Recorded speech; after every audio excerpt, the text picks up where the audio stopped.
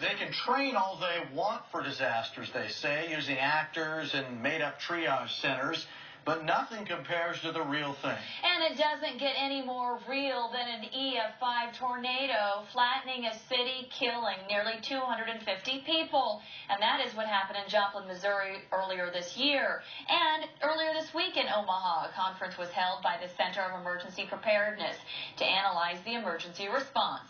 Here's Sean McMullen with more. Over and over as they described the Joplin area, it sounded to me a lot like Hall County and Grand Island. When Hall County Emergency Manager John Rosalind attended a conference about the emergency response after an EF5 tornado struck the city of Joplin, Missouri, it hit a bit too close to home. And so when the Joplin hospital administrator spoke, I saw my own administrators here. When I saw the Joplin area ambulance crew chiefs and EMS professionals, I saw our own EMS volunteers and professionals here. And when a tornado emergency was announced for the town of Aurora back in 2008, it was almost all too real. Because that tornado would have come right down our main thoroughfare, Highway 34, and basically would have taken out probably, I'd say 50, 60, maybe even 70% of our town, and also our major infrastructure.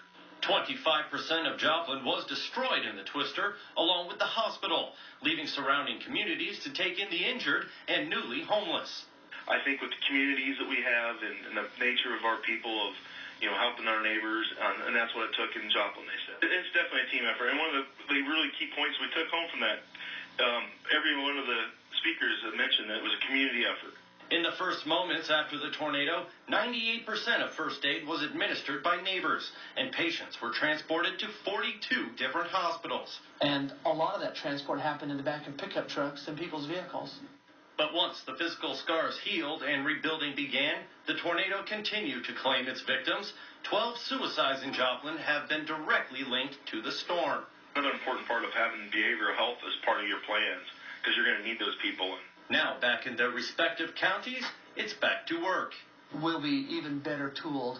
Our tools will be even sharper, and we'll be able to tighten down the nuts and bolts even more on this response engine of ours. Yeah, it was a great opportunity. It was one of the best conferences I've ever been to.